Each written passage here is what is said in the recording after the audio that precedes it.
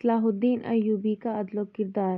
بسم اللہ الرحمن الرحیم۔ السلام علیکم دوستوں، پچھلی ویڈیو میں ہم نے جانا کہ صلاح الدین ایوبی نے کس طرح اپنی تربیت حاصل کی، اور آج ہم پارٹ 2 میں ہم بات کریں گے اس وقت کی جب صلاح الدین ایوبی نے اسلام کی تاریخ کا سب سے بڑا کارنامہ انجام دیا۔ دوستوں، اس وقت بیت المقدس صلیبیوں کے قبضے میں تھا، مسلمانوں پر ظلم، قتل اور بے حرمتی عام تھی، مسجد اقصی تک محفوظ نہیں تھی اور مسلمان حکمران آپس میں بٹے ہوئے تھے۔ صلاح الدین ایوبی نے سب سے پہلے مسلمانوں کو ایک پرچم تلے جمع کیا۔ انہوں نے جنگ سے پہلے عدل، نظم اور اتحاد کو مضبوط کیا، کیونکہ وہ جانتے تھے کہ بغیر اتحاد کے فتح ممکن نہیں۔ 1187 میں صلاح الدین ایوبی نے حطین کی جنگ میں صلیبی افواج کو تاریخی شکست دی۔ یہ وہ لمحہ تھا جس نے صلیبی طاقت کو توڑ کر رکھ دیا۔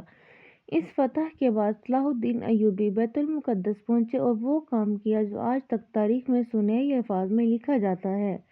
جب بیت المقدس فتح ہوا تو نہ قتل عام ہوا، نہ انتقام، عورتوں، بچوں اور غیر مسلموں تک کو امن دیا گیا۔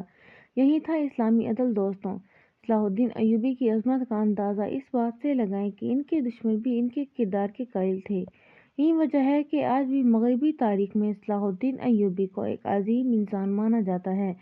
ہمیں صلاح الدین ایوبی سے یہ سیکھنا چاہیے کہ طاقت سے پہلے کردار، جنگ سے پہلے انصاف، فتح کے بعد معافی، یہی اصل کامیابی ہے۔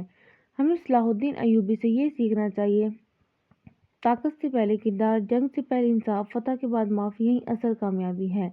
اگر آپ کو یہ ویڈیو پسند آئی تو لائک کریں، چینل کو سبسکرائب کریں اور کمنٹ میں ضرور بتائیں کیا ہم پارٹ 3 بھی لائیں۔